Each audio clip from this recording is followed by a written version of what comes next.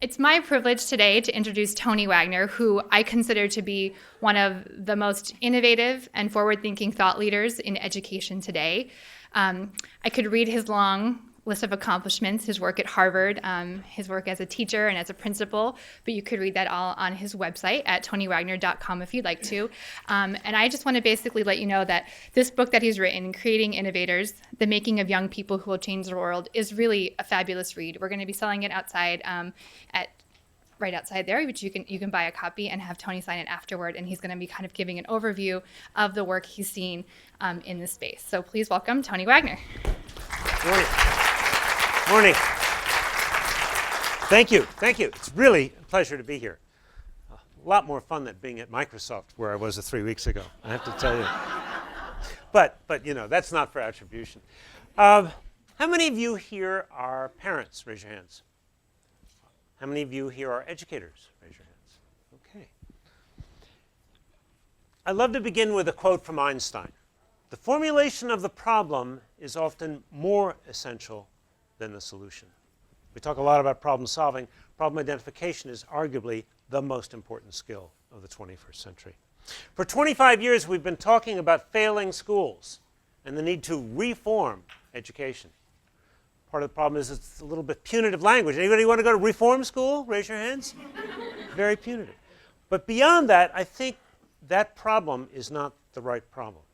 If we merely aspire to bring our disadvantaged students up to the levels of achievement of our middle-class students, we will fail all of our students and put our economy in even greater jeopardy. So that's what I want to talk about. Fundamentally, the problem is this. Our system of education is obsolete and needs reinventing, not reforming. And that is a completely different education problem. And guess what? Google is mostly to blame for that obsolescence. I'm about to explain why. Because of Google and other events, what one knows today no longer matters. How much you know is not a competitive advantage. Information has become commoditized. It's like air. It's like water. It's on every internet-connected device, growing exponentially. How many of you had to memorize the periodic table in high school? Raise your hands. How many elements were there? I'm sorry, I didn't hear that answer. Whatever answer you gave is wrong because 2 more were added last week. If you don't believe me, Google it. How many of you had to memorize the state capitals? Raise your hands. Okay, let's have a competition. How many of you would like to recite them from memory while I Google them, and let's see who's quicker? Memory is not something we need to think about educating as we have in the past. The world no longer cares how much you know. What the world cares about is what you can do with what you know. And that is a completely different education problem. It's not about filling people up with more knowledge. It's about skill, and it's about will. So I'm going to be talking about skill and will in the context of education. Back in 2005, I read The World is Flat by Thomas Friedman. How many of you have read that? Those of you who haven't, I encourage you to. It's the most important book I've read in at least a decade. Scared the heck out of me. Because as many of you know, Friedman describes a world where increasingly any work that can be routinized is very rapidly being either offshored or automated. And I talked with him recently. He said he got one thing wrong in that book. I said, what? He said, the pace of change. It's happening far, far more quickly than he ever imagined. So I think the question becomes, in a global knowledge economy, what skills will our young people need, will your children need to succeed? So that was a burning question for me back then, and I decided to interview a very wide range of leaders, corporate leaders from Apple to Unilever, leaders in the military, community leaders, college teachers, asking all of them, what are the skills that matter most? What are the gaps? And I came to understand there's a set of core competencies every single student must be well on the way to mastering before he or she finishes high school. Some of you may have read my book, The Global Achievement Gap, that describes this. Came out about 4 years ago. Very briefly, they are, number one, critical thinking and problem solving. And fascinating, executives describe critical thinking first and foremost as the ability to ask really good questions. Try an interesting exercise. Do a learning walk, observe classes, and listen for who's asking what kinds of questions. Collaboration across networks and leading by influence was number 2. Agility and adaptability was number 3. Initiative and entrepreneurialism was number 4. Number 5 was effective oral and written communication, and it is, by the way, the number 1 complaint of both college teachers and employers. Number 6 was accessing and analyzing information. Number 7 was curiosity and imagination. So that book came out about 3.5 years ago, and it describes the new skills and the global achievement gap as the gap between the new skills all students will need, not just for a good career, but for continuous learning and active and informed citizenship. Those skills versus what is taught and tested even in our very best schools. That's the global achievement gap. That gap between the new skills all students need, as well as how they are motivated to learn, versus what we're teaching and testing.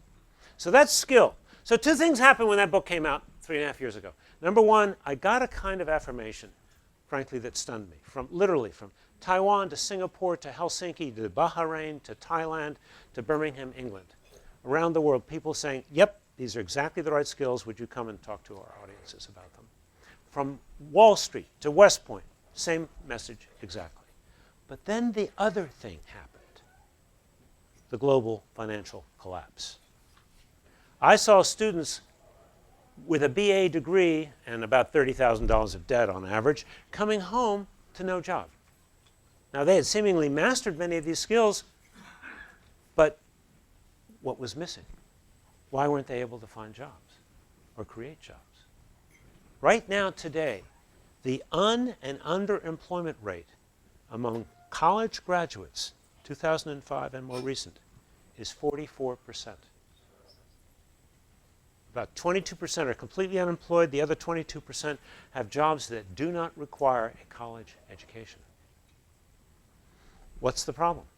Well, as I came to try to understand it and come to grips with the global economic collapse, and mind you, I'm a recovering high school English teacher, so what I knew about economics 4 years ago, you could put in a thimble.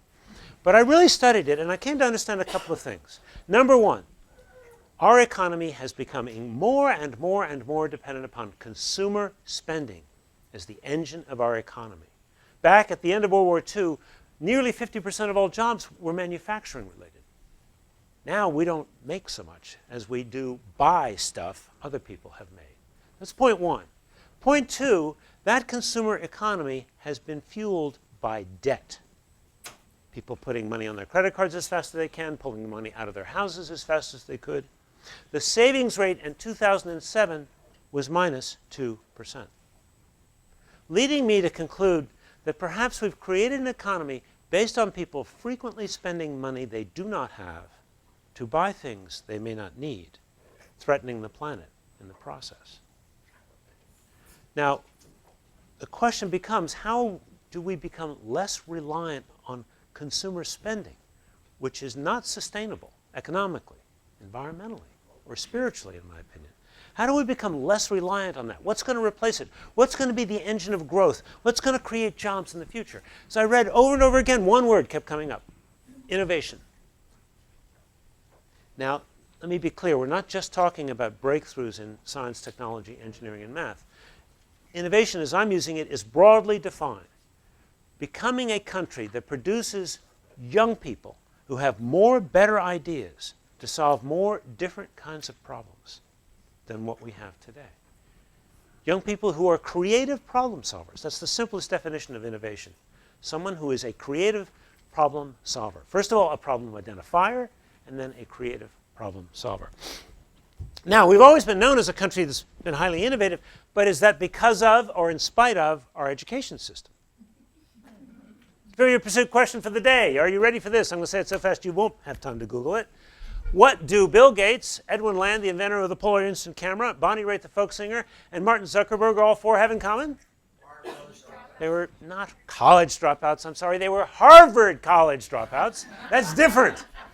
I mean, you know, Steve Jobs, he was just a college dropout. You know, Michael Dell is just a college dropout. These guys were Harvard college dropouts. So, I decided to take on a very different kind of research. I wanted to try to understand what must we do differently as parents, as teachers, as mentors, and as employers to develop the capacities of many, many, many more young people to be creative problem solvers, to be innovators in whatever they do, not just STEM fields, but social innovators and entrepreneurs, innovators in all domains. So I first interviewed a very wide variety of young people in their 20s who were highly innovative, but again, in a broad range of fields. Some were artists, musicians, social entrepreneurs, some were in STEM fields. And then I studied their ecosystems. By that I mean I went and interviewed each one of their parents, trying to see if I could discern patterns of parenting that had made a difference.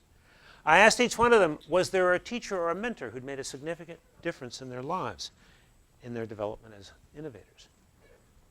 30% could not name a single teacher. Almost all of those young people were from disadvantaged backgrounds, where their schools and teachers were not what one finds here. The other 70% could name a teacher. And you know, the span of teachers was elementary to graduate school. Then I went and interviewed each of those teachers and mentors from these young innovators' profiles. Talked to them and came to understand something that I still, to this day, find shocking. In every single case, these teachers, from elementary to graduate school, were themselves outliers in their educational settings, their institutions, teaching in ways that were very different than their peers, but remarkably similar to one another.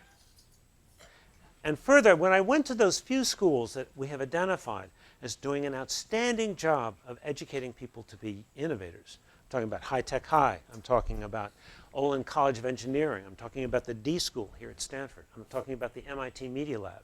When I visited those places, the kinds of teaching I saw there was totally consistent across those schools and completely congruent with the ways in which these outlier teachers whom I had interviewed were teaching. And so I came to understand that the culture of learning that produces innovators, the work culture which we've been talking about, that develops the capacity to innovate in a classroom or in a corporation indeed, is radically at odds with the culture of schooling in most classrooms in 5 essential respects. Number 1, culture of innovation is all about collaboration, teamwork, accountable teamwork. All of these teachers built accountable teamwork into almost all of their assignments, valued teamwork as much as individual achievement. Number 2, the culture of learning to become an innovator is all about problem-based learning using multiple disciplines. It's right here, Judy Gilbert, Director of Talent here at Google, said to me, if there's one thing academics must understand, it's that problems can neither be identified, let alone solved, within the bright lines of individual academic disciplines. But the culture of schooling is all about becoming a specialist. That's what we incent. That's what we reward. First, we divide and conquer the high school universe with curriculum, Carnegie units, which have not changed in 125 years. Then when we go to college, we're supposed to have a major. Oh, and we want to teach in college. We want to have a doctorate. When I did my doctorate at Harvard, I was told my first year that my dissertation would be a conversation between myself and 1 or 2 other people in the world. Conversation with 2 people for 4 years? I don't think so. I chose a different path. Got through Harvard, but by other means. Number 3, the world of innovation, learning to become an innovator, is learning how to make mistakes, reflect on them, and learn from them. Iterate. It's down here at IDEO. Talked to folks there. They said, you know, our motto is fail early and fail often. There is no innovation without trial and error. A student at Olin said, you know, we don't even talk about failure here. We talk about iteration. Very different world. I was at the D School at Stanford, and they're sitting around the table talking and saying, actually, you know, we're thinking F is the new A. Try that out on your parents. Number 4, the culture of learning to become an innovator is an active process where students are creators, where students are producing real products for real audiences, solving real problems. So often the culture of schooling is the absolute antithesis. It's about consuming, not creating. Sit and get. In fact, I wonder that's where we learn to be such good little consumers. We start out, that's how we get schooled, 12, 16 years.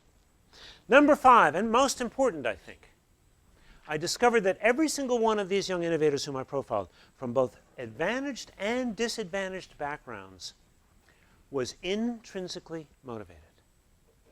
And then when I looked at what their parents and their teachers had done, they too were very focused on intrinsic motivation, radically at odds with the culture of schooling, which is all about carrots and sticks, A's and F's and pizza on Fridays if you get good test scores. So what did these parents do? What did these teachers do? There was a pattern of play to passion to purpose. Parents encouraging much more exploratory, discovery-based play, simple toys, sand, blocks, clay, water, paint, Lego toys as they got older, toys without batteries. They limited screen time. They actively encouraged their kids to find and pursue a passion. They gave them a rich buffet of things to try out, making sure, though, that they didn't overschedule their kids' times, so that the kids still had time for more discovery-based play. But they encouraged them to try instruments or scouts or sports or whatever, not insisting that they, put in 10,000 hours to become absolutely excellent at it, but that they really give it a try and see if it's something they were interested in. These parents, as well as the teachers, believed it was more important that these kids find and pursue a passion than they simply achieve academically for its own sake. Teachers building time into every single unit of study where students could investigate, explore, create, invent, ask a question. I mean, the 20% time here at Google comes immediately to mind because I think the best teachers build 20% time into each one of their classes to ensure that students have that time to explore, invent, and create. I wonder what would happen if we said, why shouldn't every teacher have 20% time to pursue his or her passions in the context of teaching and learning? As these young people continued to explore ideas and interests and their passions didn't stay the same. They morphed. They evolved. Tell a quick story. Kirk Phelps grew up here in Silicon Valley. Father had worked at HP at the time. Passionate about science, really totally passionate about science. By the age of middle school, he's sort of working in labs in the summer, washing out beakers. Doesn't matter what he's doing. He's around science and scientists. Parents say, oh, wow, let's go find the best science school for him because that's what he's interested in now, knowing that it may change. It got him into Exeter Academy because it was reputed to have the best of the best science programs. By the end of 11th grade, Kirk has done pretty much every science class there, and he's kind of bored. The Harkness table, the famed idea of sitting around and having a Socratic discussion, well, it isn't quite like that. And Kirk says, I want to leave. I'm going to drop out. What would you say as a parent to a kid who's about to drop out of the most prestigious private school in the country with no diploma? Well, I can tell you what Exeter said. They said, oh, well, you'll never get into college. Well, he did. He got into Stanford for a combined BS-MS program. And he evolves, First he thinks he wants to be science, then he thinks that's too lonely. He's drawn to computer science, but then the idea of writing code all day that nobody would see kind of didn't quite grab him either. So then he takes this extraordinary class taught by Ed Carrier, right down the road here, in a smart product design lab. It's a combination of electrical engineering, mechanical engineering, computer science, where teams build things. Using those disciplines. They solve problems, they build things. Ed Carrier, by the way, is one of my outliers. He's taught at Stanford 20 years, has a PhD from Stanford, 10 years of industry experience. He is a professor of practice with an annual renewal contract, and he has to scrounge money every single year for his smart product design lab. Kirk said he was hands down the very best teacher he had ever had. Why does he not have tenure? For the same reason the faculty whom I interviewed at Stanford, MIT, Harvard, Carnegie Mellon, Tulane don't have tenure and will never get tenure because they don't do research. Their focus is teaching and teaching young people to be innovators. But that's not privileged by the university. So to finish the Kirk Phelps story, sort of his passions have morphed, they've evolved. He now knows that he loves the combination of electrical, mechanical, scientific engineering, but what he really loves is to manage complex projects. He becomes a teaching fellow for Ed Carrier. He's totally excited by this. So what happens next? 2 courses shy of both degrees, which were concurrent degrees, he drops out again. Now what do you say as a parent? Well, you might not worry too much when you hear that, in fact, he was recruited by Apple to be the product manager for the very first iPhone. And today, he's working at a startup called Sunrun, which is developing a whole new model for installing solar panels on residences. But I illustrate the story because it's a wonderful story of play to passion to purpose. And purpose for young adults becomes an expression of passion, but one that goes deeper, because it's about making a difference. It's about having an impact. And at the same time, it is a form of adult play. So I'm going to stop at this point, because I really want to hear your questions, your comments, your concerns, and we'll sort of take the conversation based on where you want it to go. Okay? Questions, comments? Actually, you know what I'm going to do? I'm going to break it up. I'm going to invite you for exactly 2 minutes to turn to a neighbor and talk about the conversation we've just had so far. What struck you, what you didn't like, did like, agreed with, disagreed with. Take 2 minutes. Talk to each other and generate some powerful questions.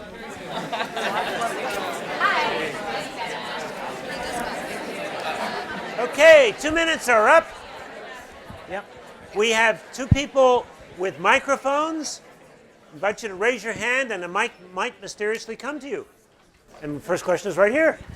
Hi, Tony. Thanks for coming. My name is Tara Canobio, and I work here at Google in K-12 Education Outreach. So much of what you said, of course, resonates for who we are, and we're actually quite proud to say that our team works in this space a lot. But the majority of the work we do is in kind of after-school programs, experimental things we do with partners in here.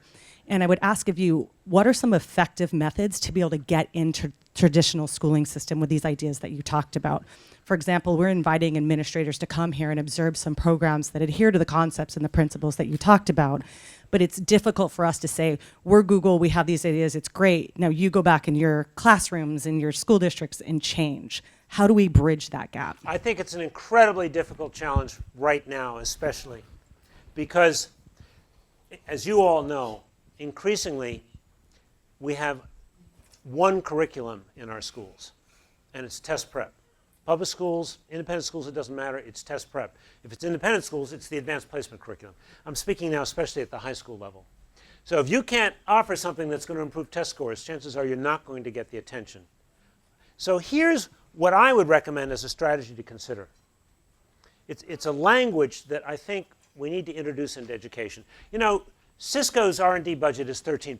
Microsoft's is 17%. With your 20% rule, you've got a 20% plus R&D budget. Ask that principal. Ask that superintendent. What's your R&D budget? They don't have one. It doesn't exist. So I think the argument is to go to leaders, superintendents, and school board members and say, you want change, you want improvement, you must invest in R&D.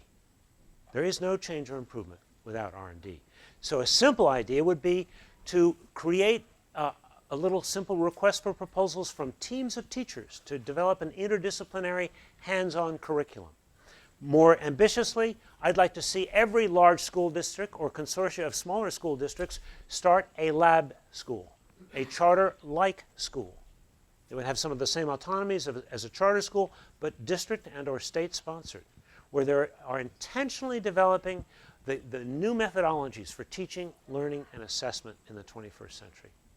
I think those are a couple of the steps we need to take. But the whole idea is, I think, is to generate the understanding that we must have R&D in education in order to develop new and better models. Other questions? Yep. Hi, this is sort of a follow-up to the previous question. A little closer, please. Oh, okay. As government is a really big actor in this space, I'm curious what you would do if you were Arnie Duncan, and are there any low-hanging fruit? I think the first and most important problem we have is to understand that what gets tested is what gets taught. Period, the end in this country. And the business folks will tell you having the wrong metric is worse than having none at all.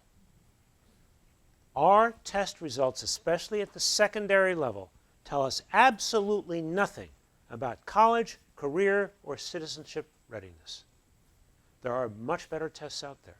There are assessments of critical thinking, analytic reasoning, problem solving, and writing. I have a chapter on it in the Global Achievement Gap. But basically, we're going to have to, I think, create Accountability 2.0 at a national level and incent the creation of very different tests. Now, there is a new generation of tests coming down the pike, but I worry that they are still too content-driven and still too much multiple choice. There's an international assessment called PISA, Program for International Student Assessment. 3/4 of the PISA test is open-ended, constructed response questions. Only 25% multiple choice. And it really is a test of your ability to apply what you've learned, not merely regurgitate what you've learned. Those point in the direction of the kinds of assessments we need. The only way we're going to be able to afford them is to stop this crazy notion of testing every single kid every single year, grades 3 through 8 and then grades 10. We can accomplish the same level of accountability by testing a demographically representative percentage of kids every second year or even every third year, and let districts develop local assessments that are aligned with these better assessments. So for the same money, we can get dramatically better results. And we need an informed constituency of concerned citizens and parents to advocate for Accountability 2.0, along with educators and business leaders. Unless and until we have that advocacy, test the skills that matter most. That's the bumper sticker, right? Unless and until we have that advocacy, Arnie Duncan and his successors are not going to change at all, because they've invested too much time and energy into Accountability 1.0, which is failing us totally. Hi. Are you familiar, right here? Sorry. Are you familiar with the Waldorf system? And if yes, what do you think about it? I don't know it well. What I've read sounds absolutely intriguing. The whole idea is a school that's really an attempt to create a curriculum around what we know about childhood and adolescent development. I think it's very intriguing. What I know better is Montessori, and it's fascinating. When I did research for this new book, I discovered things you may already know, but a huge number of the most successful innovators and entrepreneurs in this area went to Montessori schools, including the co-founders of Google.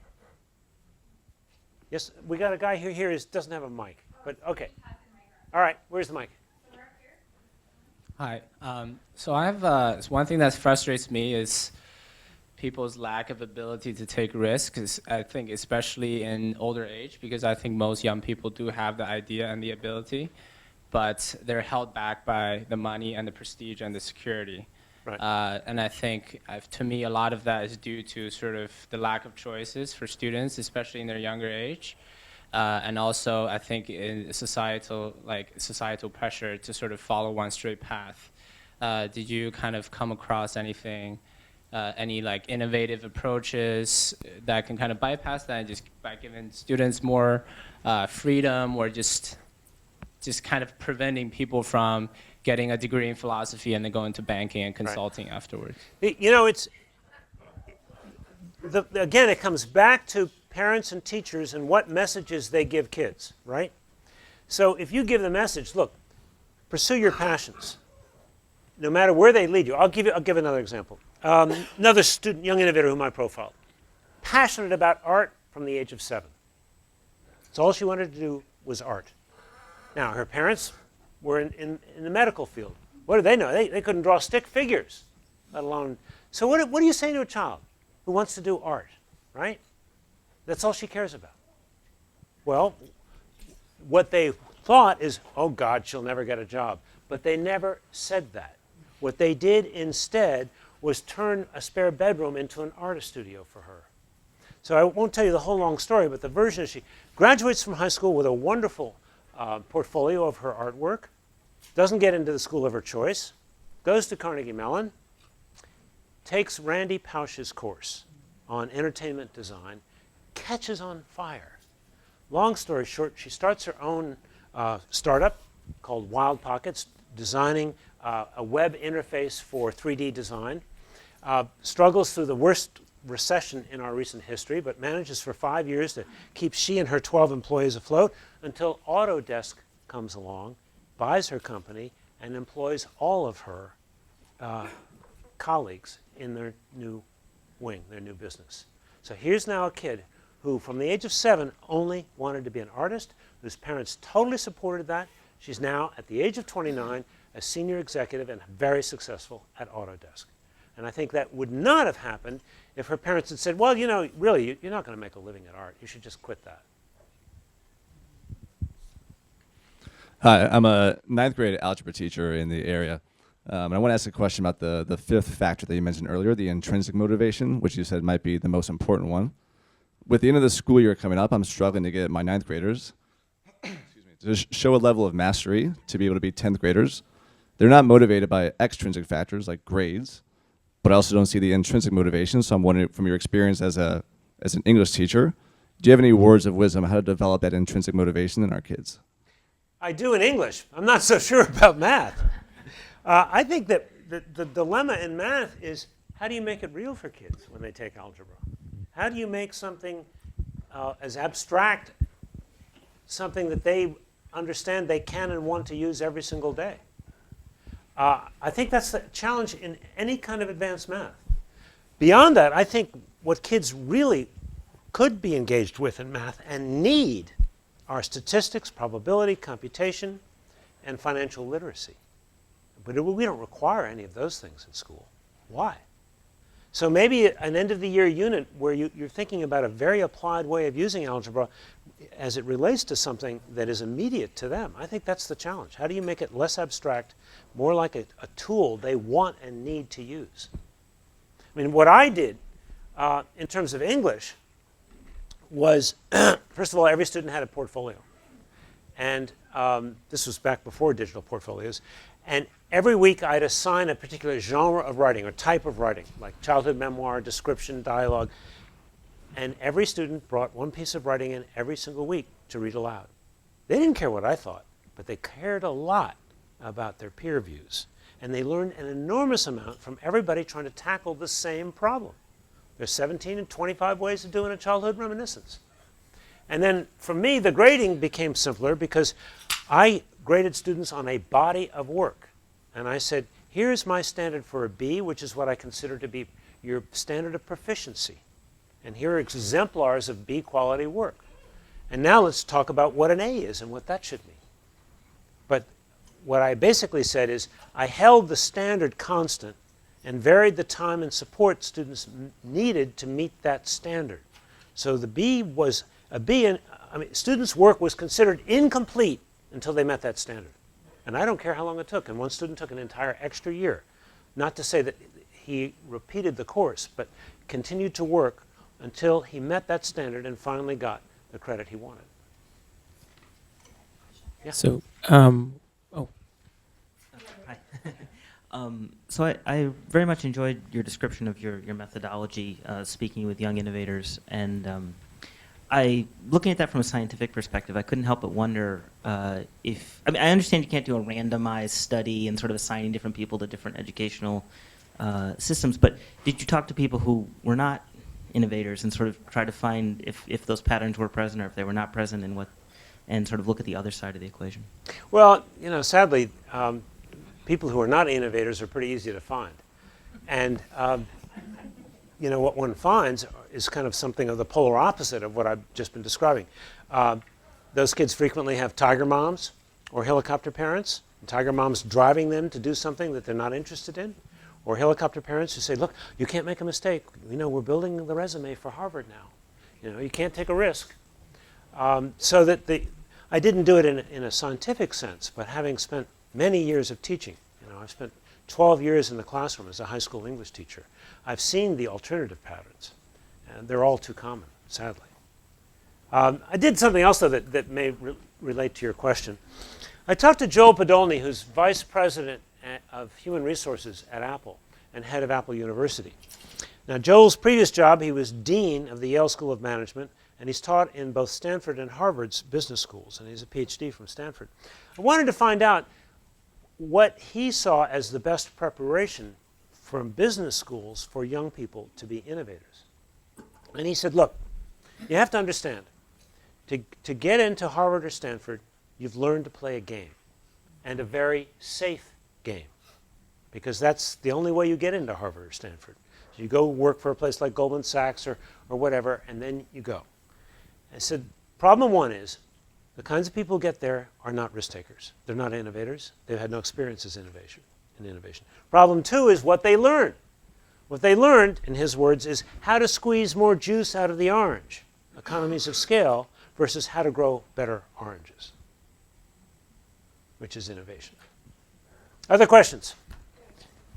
So what if schools can't be fixed? So I'm basing this off of, there's another set of researchers that came and talked to us last week called, they wrote a book called Race Against the Machine.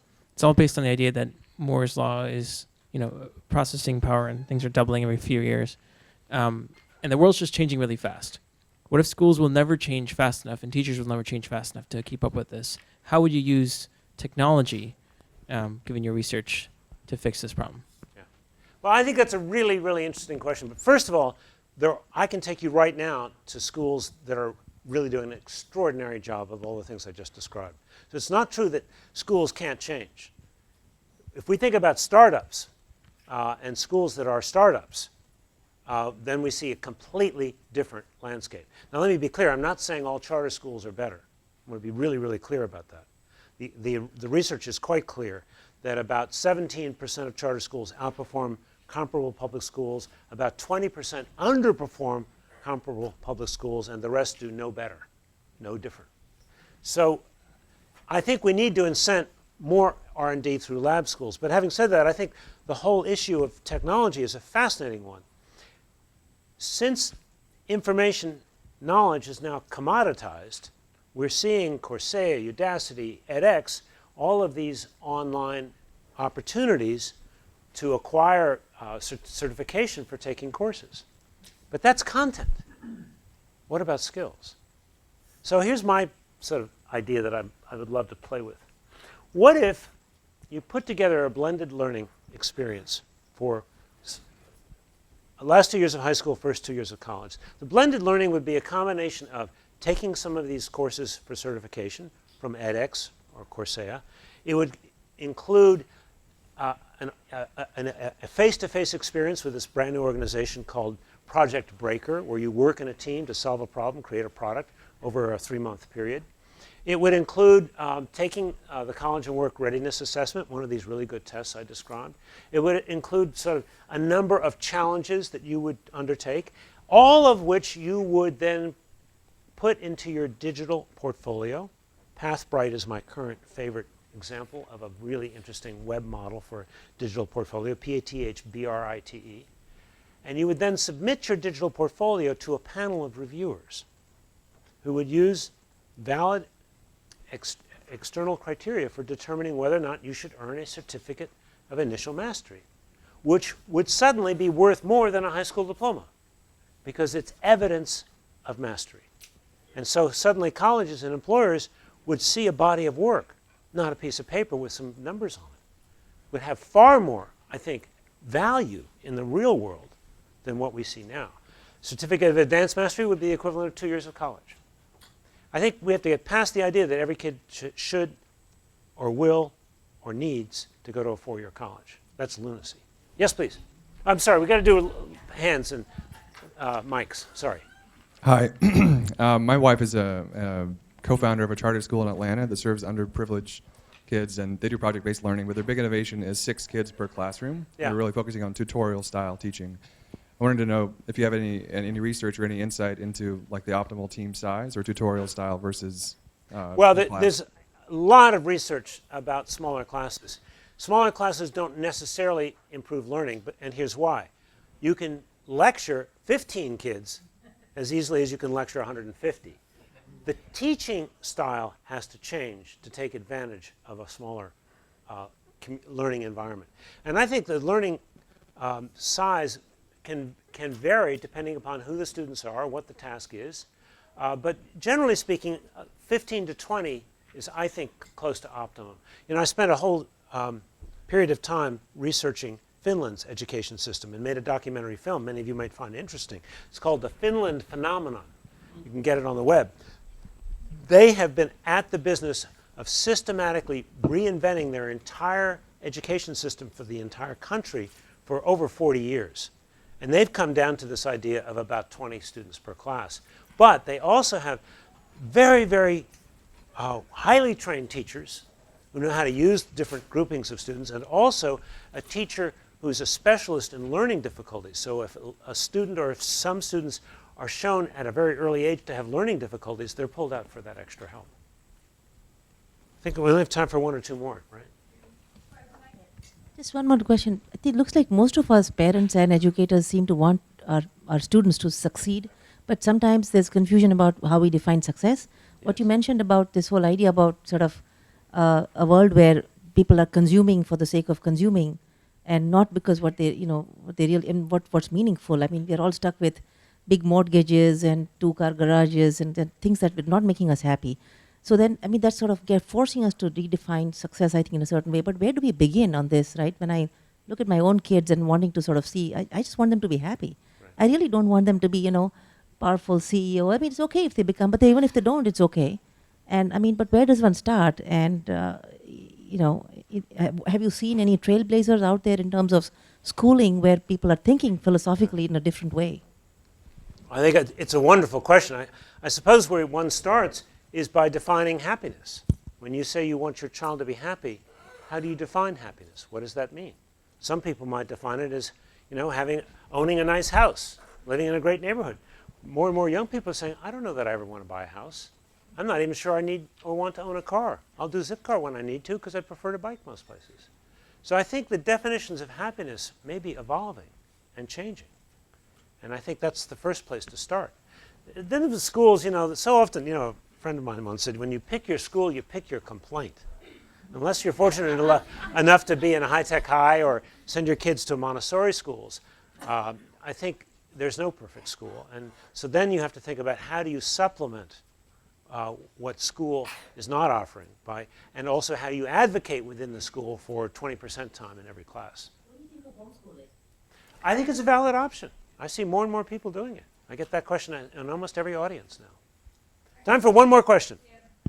Hi, my name is Allie. I'm a rising sophomore in college. And I guess I'm kind of the product of this assessment 1.0 that you talk of. I did my STAR testing in California schools. I did my AP testing. I got into Harvard.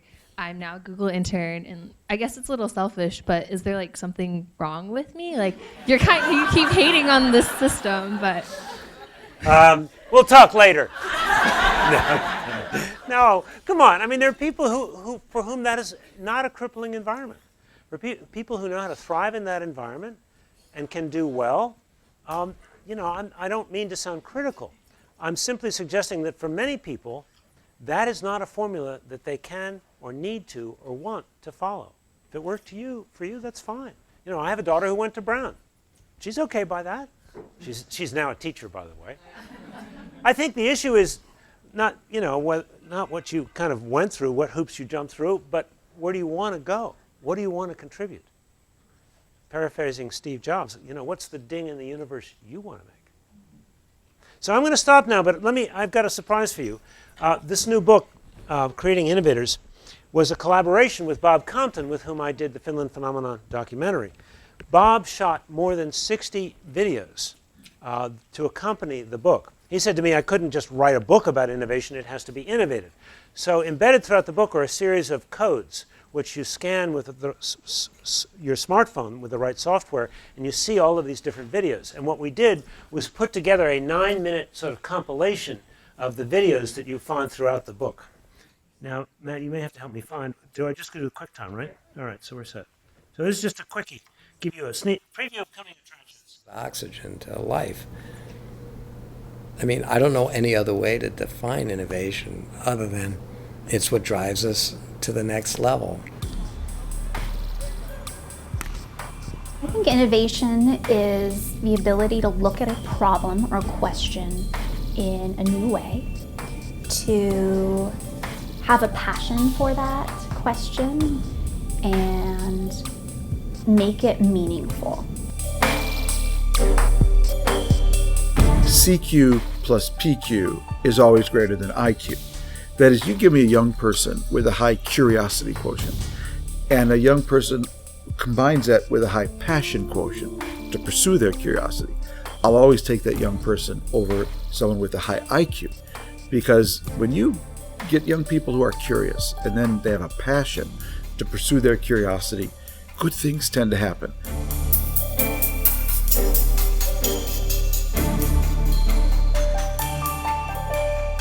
The future lies for our country to become more productive. We need people to innovate. We need people to create, and you start with your young. Raising someone with an intention that they'll be an innovator is actually different than raising a child that you want to behave all the time and be quite compliant. You know, how do I help create an environment for this child to be curious, to ask a lot of questions and not be in any way inhibited by the answers that he comes up with. He's in a school system that also provides that same type of an environment, so he gets it in school and then we continue to foster it at home. But the goal is to let him ask as many questions as possible and for us to always think in terms of let's be curious about what's in front of us. Everybody is creative naturally. Look at what happens in kindergarten. I mean, you just go into a kindergarten class and they're just wild in the streets, just totally coming up with ideas that, don't make, the interview a second grader and they'll have all kinds of ideas that you never thought of, right? Because their minds are free to do that. So I think kind of the school system kind of trains that out of us.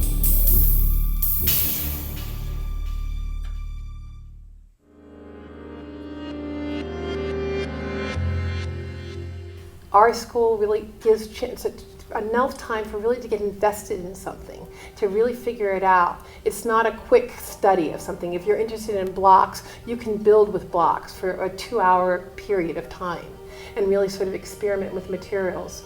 We talk about sort of these basic open-ended materials that we have for children every single day. There's blocks, there's clay, there's easel painting, there's sand and water. In that environment, children have a way to work with each other that's very collaborative.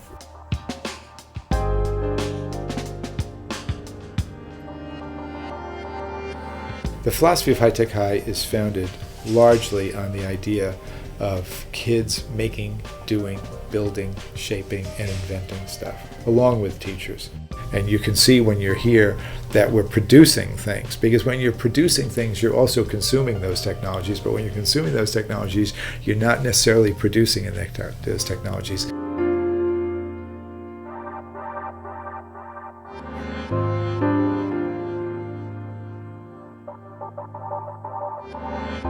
The science part is simply the power tools behind you that make you do it faster and more efficiently. It's not, in fact, what engineering is all about.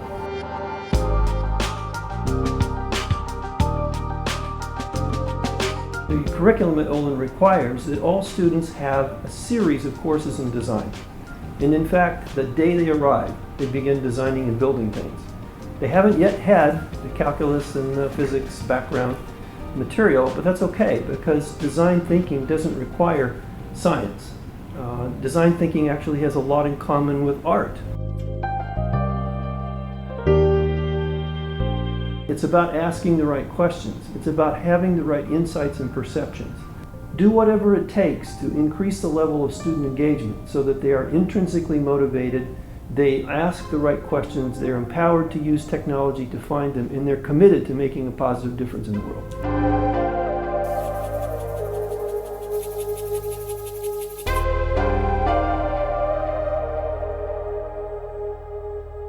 I think there's a class of young people that really want to change the world.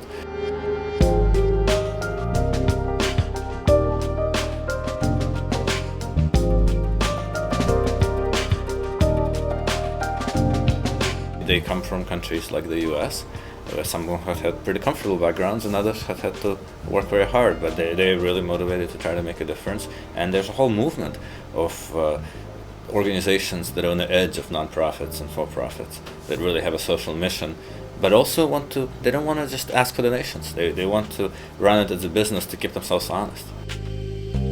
It's really important for students to find out what is their passion, right? There's plenty of problems in the world, and no one's going to solve all of them, so why not choose the one that means the most to you?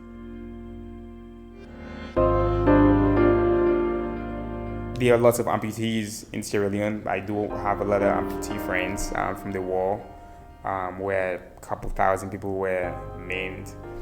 Allow the user to work in different terrains, to work in a rainy season, to do things on ground that is not level, but also have it be low cost and have it be enabling, have them to have another dimension to their lives. They have to be able to do more than just work. They have to be able to do their basic general life. I've always really wanted to make a real impact in the world. That's the biggest desire I've had. I want to feel like what I'm doing every day matters, and it matters in a bigger way than myself. So when I was doing art, the biggest struggle I had was that I felt like art has meaning to people, but I wasn't really changing the world with my art. And so the desire I started having in high school and even in college was, how can my art be more extended? How can creativity be more extended and have a bigger impact? I'm not afraid of poverty. I'm really not. I think that's really important. I want to improve the society that I live in, and I believe that I can make it work if it's doing the right thing. I can't reinvent the foot, but I can reinvent the shoe or the way the shoe is made. I always say, if I'm able to take an image from my mind and make something out of it, and then be able to share that with the world, it means everything to me. Everyone's here for a reason, and if you're here and you have a talent or you have this ability to do something, if you're not going to utilize it, you basically are taking away from the world. You're not playing your role in this big ecosystem of things. I have the capacity to do it, so I need to do it. If I'm not, then I'm not only failing myself, but I'm failing the world.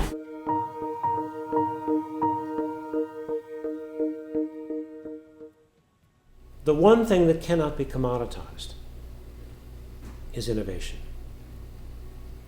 It is increasingly clear to me that young people who are capable of innovating in whatever they do, not just high-tech stuff, but in any kind of job, are really going to have richer, more satisfying lives and many better opportunities to earn a decent living, to have interesting and challenging and rewarding work. So rather than all kids college ready, what I've come to see is that we need to think about all students, all children, innovation ready. And that poses a profound set of challenges for us as parents, as teachers, as mentors, and employers. What must I do to enable my child or my student to be innovation ready?